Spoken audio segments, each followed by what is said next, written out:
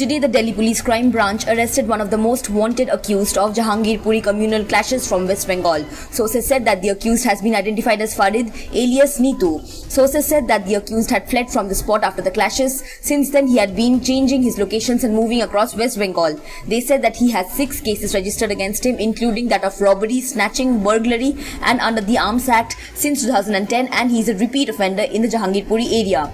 The police have slapped the stringent National Security Act against 5 of the accused in the case. Amid a heat wave building up in the northwest India, the maximum temperature in Gurgaon crossed the 45-degree mark today. IMD said that the maximum temperature today was 45.6 degrees Celsius. The highest temperature in Gurgaon came on a day when the weather department has warned that 5 states will witness their hottest summer ever. A heat wave warning has been announced for Rajasthan, Delhi, Haryana, Uttar Pradesh and Odisha. The IMD also said that the heat wave could lead to moderate health concerns for vulnerable people like infants, the elderly, people with chronic diseases, etc. in the affected areas.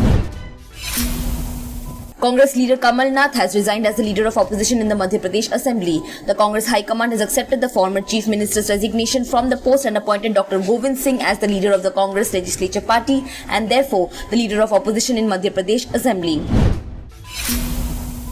A couple of days after announcing that he had declined the Congress's generous offer to join the party, poll strategist Prashant Kishore said that the party is capable of revival on its own and does not need him. He said, and I quote, "The Congress leadership and I agreed on several things with regards to the party's future plan, but they can do it on their own. They don't need me. They offered and I said no," he concluded.